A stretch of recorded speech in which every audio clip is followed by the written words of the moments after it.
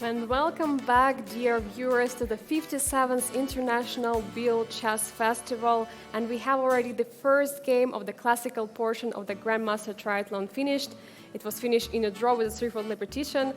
Haik Martirosyan, the current leader of the tournament, and Shankland. It was a very exciting draw with so many fireworks. How long did the preparation go for both of you?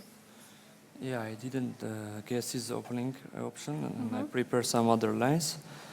But yeah, he prepared very well. I mean, what were you prepared against? Were you prepared against King's Indian? No, I didn't guess this opening. He mainly played some other openings. But yeah, he prepared very well till the last position, and a very tough game for me. And Sam, for you, how did the preparation go? How far? I was a bit annoyed that he did not play Queen b6 instead of Bishop takes f4 at the end, but I had the final position already prepared. Check your mic. All right. So meanwhile, like we were seeing that you were spending a lot of time at the opening, at this stage, you decided to immediately go for this bishop e2, bishop e3. You knew that Sam was prepared. Have you considered something else to go for, or? Yeah, I knew that if he played already King's Indian, means he prepared. Maybe last 10 games I repeated this line, bishop e2, bishop e3, but I had good results. And I was not sure that which opening he will play, but I thought, okay, my opening preparations was okay. I will not lose immediately in King's India. Of course. Yes, but it was already a very fighting choice by Sam. Maybe we just go through the game slowly and see if there are some highlights there. Sure. So yeah, I mean, all this is fairly well known. H4 and G4 played, H4 here, sure, so knight c5, Queen c2, and c6. This is all pretty normal. White can take on c5 here as well, but it's a bit dry. I think it's basically fairly balanced after h5. The computer gives a little advantage, but for example, there's a line that goes c takes d5. Okay, let's say knight takes d5, or cd5 either way, but let's say knight takes d5, and then bishop e6. And okay, computer says white's better, but I'll play knight e8 and bishop takes d5, and I just don't really believe it. It sort of feels like this should equalize without a ton of trouble. But yeah, so h5 came instead, which is of course much more principled, and it is the best move. How much time did you spend on this h5? Have you considered something else here? No, I knew about this position, but I wanted to remember everything correctly because it's a risky position. I mean, and I also know that Hikaru played against Grishchuk and he won with white pieces in Grand Prix tournament. Right. So CD5,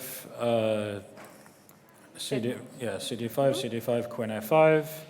So yeah, H6 is again most principled, and now Bishop H8 and F3 once more most principled. Knight H5, and here, so far A3 I think is the only thing that's been tried. Although in my opinion, actually the best move might be Rook B1, which is incredibly deep. But there is a point here that after I play Queen D8.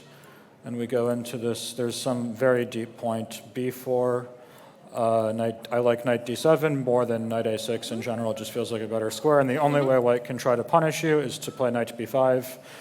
So there comes knight f4, and now let's say white goes bishop f1, and we go knight b6. We have just almost exactly the same position as the game, but it's a better version for white because here he can play rook c1. And this is just stupidly deep. So rook c1 comes, and we could have had this exact same position with the pawn on a3, but here there comes bishop d7, knight takes d6, bishop a4, and then queen c5, knight b takes d5, knight takes b7, queen d7, and then I think it's queen a5 here, I want to say. No, sorry, it's e takes d5. Yeah, e takes d5, and then it's knight takes d5. My memory is so bad, but Crazy. This is very tough. Yeah, I think this is right. Knight takes d5, and then I want to say... now some problems here on the king's side. All the pieces are stuck. King is still in the center. And just give me a second. I might just be too dumb to remember this. No, go back. It's not knight takes d5. It's queen takes v7. That's why. Knight takes d5 is a mistake. So queen takes b7. And now queen a5, knight takes d5, bishop c5, and white is better here because black is missing bishop b3. This is how deep you have to be in order to actually, I think, show advantage, and I just thought if he's going to do that, he will not survive a fair play check, so I thought this was worth going for. But a3, as Haik played, is the main move. And then after queen d8, b4 is, of course, most principled, and knight b5, knight f4. And then the computer says white is better after bishop f1, rook h2, king f1, or king f2, but all of the lines are very, very complicated and hard to handle. So for example, after knight b6 here, I think the computer said, I don't know, like a4 or something and just play, but at some point I'm just going to sack a piece on d5 and it will be interesting. I don't know if it's right now or not, but after queen c7, as Haik played, and then queen g5 comes, white has to be very, very careful to hang on. And after king f2, I mean, I was thinking during the game maybe king d2, but it also doesn't look fantastic. For example, after bishop d7, a computer seems to be going nuts for black. I had a better move maybe, I don't know. Now knight takes a7, I couldn't, yeah, bishop d7, knight a7, where's the win here? I couldn't find it. I saw knight f takes d5 is better for black, but I didn't see a win. Yeah, so here e takes d5. No, then queen e3. Queen e3. So here we have to go bishop g5, knight c7, bishop e3 back. And I guess apparently, I know with this position with king on f2 it's equal, but with king on d2, maybe I have some chances because after, let's say, knight a4, rook c1, knight e6, knight b5, and let's say I take on b5, bishop takes b5, knight d4, bishop takes d4, e takes d4, something like this. I will play knight c3, and then d takes c3 is going to be check, which is quite annoying for white if he plays knight e2. So I was thinking something like this might be good for me after knight c3, but probably computer will find something better. So king f2 was played instead, which I guess is the best move. And here, I'm sorry, Sam, were you afraid at this moment, like when Sam played queen g5, like in this position? Of course, yeah. During the game I was thinking, am I lose or am I win? Yeah, I was not sure what's going on because he prepared and I'm not, but okay. I was hoping that it will be okay for me after this king f2 line. Yeah, okay. So king f2, bishop d7. Yeah, so there comes knight takes a7, and here it's equal either way. I can play knight f takes d5, and the endgame is equal after bishop takes g5, knight takes c7, and bishop e3, and knight a4, rook c1, and it's about equal. Here king on f2 is much better for me. Also, I can play bishop d5 after knight e6. Yeah, I mean this is still equal, but yeah, I think bishop e5 is not best, but I don't know why. So after knight e6. No, knight e6. No, knight e6. Knight b5 is also yeah. Okay No, I don't. Knight b5, and I had prepared like bishop takes b5, takes knight d4. Yes. And here the difference of the location of yeah, I was thinking the king would be misplaced here, but maybe it doesn't matter. Bishop d4, e4, knight e2, and now I think the cleanest way to equalize is to throw a pawn with d5, and then after e takes d5, knight b2, and it's quite equal. But, okay, instead, I thought that there, like, white's play was not so difficult, but after knight b takes d5 instead, which is, I think, a more testing move, white now has to walk a hell of a tightrope to not lose immediately. So rook a c8, take, rook takes, and now I was really hoping for queen b6 because it looks like this move wins. This move is actually but losing. Rook c2 check, and that's mate. That's easy enough. King e1. King e1. And it looks like white wins, but after e4, actually black wins. Bishop takes f4, and then bishop c3 check, king d1, and bishop a4, and white is mated. I actually had a training game that ended in this position when I was preparing the king's Indian, but here you go. White is mated. Yeah, and here. after bishop g5, rook a2, rook a1. Right? Yeah. And that's good enough. Rook d2 also works. But yeah. So instead, he played bishop takes f4. I was very disappointed to see this because I was hoping I'd have a chance to win this game without even having to make a single move of my own. But now after e takes f4, queen takes d7, yeah, bishop d4 check, and I think white should make the draw. I mean, he can play with king e2 if he wants, but after queen e5 check, king d1 and rook e8, white's going to have to give the queen. And then here, like, I definitely think, I know that the computer at high depth says black is holding, but at least during the game. I thought it's at least a little bit annoying. Yeah, and I was also very low on time. It was a very risky decision if I go this position. Yeah. Yeah, also king is very open. There is always queen a4. The pieces Yeah, are some still tricks not- will happen if you're low on Yeah, time. there's black had to remember a couple more precise moves to hold. I do remember that, but okay, here we are on move 28, and what move was my novelty with knight d7? Like, I don't know, 13 or something? I don't know what move number it was, but we're now knight d7 was my novelty. Yeah, so knight Yes, d7 on move 15.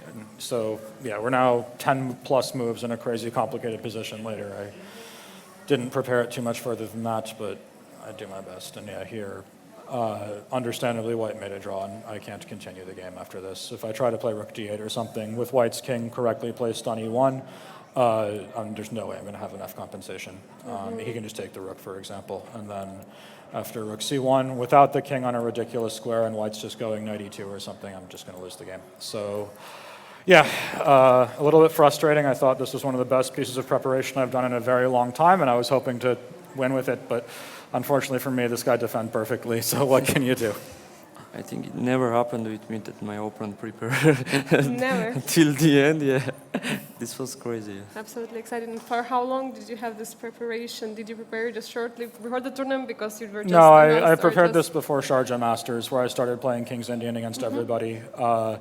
And yeah, so I did a training camp where I prepared King's Indian, and this, I guess, would have been in like April, so that's when I had prepared this idea with knight d7.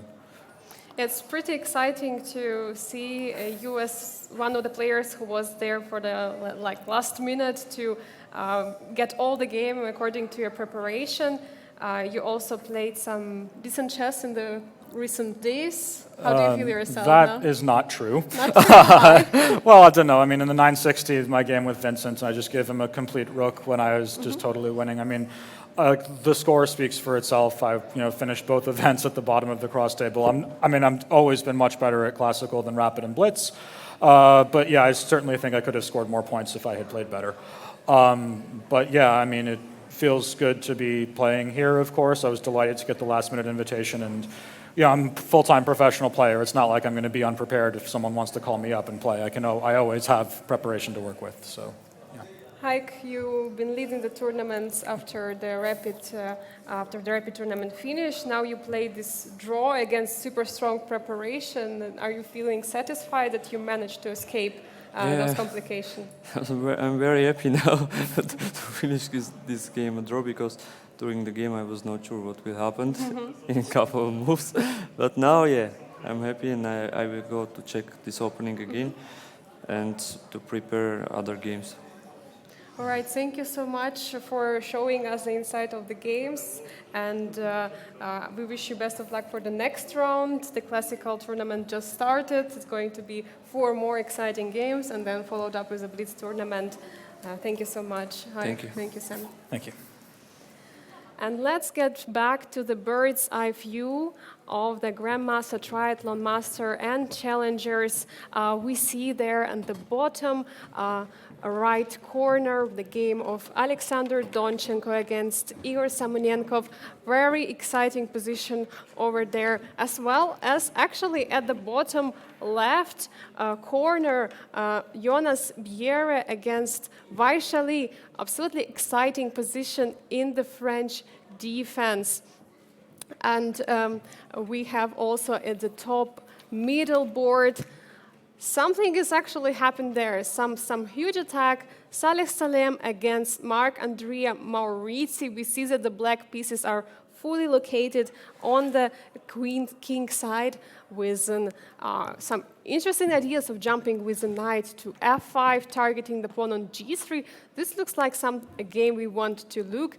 Vincent Keimer against Lech Wangliam, and the top right corner. We see there is just a Carlsbad structure. Not much is happening in that position, but we for sure will see maybe there's some underwater stones. White is for sure feeling better. And in the middle, bottom board, Pragnananda against Abhimanyu Mishra. That's the game we are following from the start.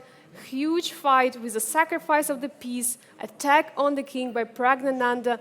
this is the game we want to follow for sure. Yeah, let's go back to the game of Prague against Mishra and see what is happening there, because not only the game of Martirosyan against Shankland was the most exciting game, also there's another game in question we are seeing